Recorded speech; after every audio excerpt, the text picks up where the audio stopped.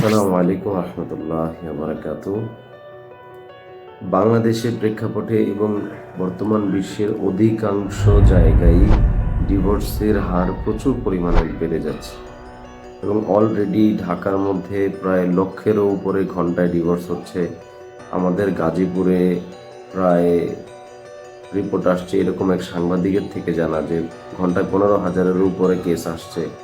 তো আসলে এগুলো হওয়ার পিছনে কিছু স্বাভাবিক কারণ আছে, কিছু অস্বাভাবিক কারণ রয়েছে। তো স্বাভাবিক কারণগুলো তো আমরা সবাই জানি যে ফ্যামিলিগতভাবে বনিবনা হচ্ছে না, এরকম কিছু কারণ হইতে পারে। কিন্তু যখন যেটা দেখা যায় আশ্চর্যের বা অস্বাভাবিকতা, যেটা হঠাৎ করে স্বামী স্ত্রীকে সহ্য করতে পারে না, স্ত্রী স্বামীকে সহ্য করতে পারে না, বা স্বামী ছোটোখাটো কারণে খুব রাগ হয়ে যাচ্ছে, অথবা স্ত্রী সারাদিনে রকচটা হয়ে থাকে, অথবা স্বামী স্ত্রীকে দেখলেই রকচটা হয়ে যায়। এই যে সমস্যাগুলো, এইটার সব থেকে প্রধান কারণ হয়ে থাকে বদনজর এবং বিচ্ছেদের জাদুর সমস্যা, যেটা করে থাকেন আমাদের পরিবারের নিজের আত্মীয় স্বজনরা। অনেক ক্ষেত্রে দেখা যায় ছেলের মায়েরা তাকে বশ করে, ছেলেকে বশ করে নিজের আয়ত্তে রাখার জন্য, ভালো করার জন্য করছে, কিন্তু হয়ে গেছে মন্দ।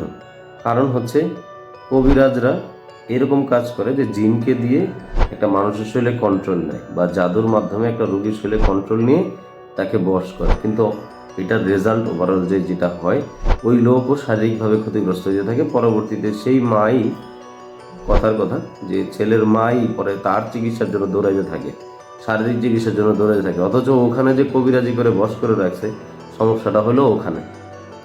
এবং মেয়েদের ক্ষেত্রে যেটা দেখা যায়, মেয়ের মা মেয়েকে বশ করার জন্য, অথবা স্বামীর থেকে মেয়েকে আলাদা করার জন্য, তার স্বামীর উপরে অথবা মেয়ের উপরে তাকে নিজের কাছে নিয়ে আসার জন্য, মেয়েকে নিজের কাছে রাখার জন্য, নিজের আওতাধীন রাখার জন্য, বা নিজের কন্ট্রোলে চালানোর জন্য মেয়ের উপর কবিরাজি করে। এতে সংসারে বিচ্ছেদ হয়। অনেক ক্ষেত্রে বিচ্ছেদের জন্যই করে থাকে, যে স্বামীর থেকে পুরোপুরি আলাদা করেই নিয়ে আসবে। আর অনেক ক্ষেত্রে ভালোর জন্য করে, কিন্তু হয়ে যায় বিচ্ছেদ। তো এই যে কবিরাজিগুলো, এই কবিরাজিগুলো থেকে আপনারা সবাই খুব সাবধানে থাকবেন, কারণ এটা কোনোভাবেই শরীরসম্মত চিকিৎসা না। জিন দিয়ে মানুষের শরীরে কন্ট্রোল করানো বা জাদু করানো, এগুলো শরীয়তে পরিপূর্ণ হারাম। এবং যে ব্যক্তি জিন দিয়ে কাজ করায়, সেও এই কাজ হারাম কাজই করতেছে। এই জন্য বুঝে শুনে চিকিৎসা নেওয়া উচিত, আমরা যে চিকিৎসায় নিব। এবং আমাদের মা বোনদের বেশিরভাগ দেখা যায় বাচ্চা কনসিভের আরেকটা প্রবলেম, মিসক্যারেজ হচ্ছে, ডক্টরের রিপোর্ট ওকে আছে, তারপরেও মিসক্যারেজ হচ্ছে, অথবা বাচ্চা কনসিভ হচ্ছে না।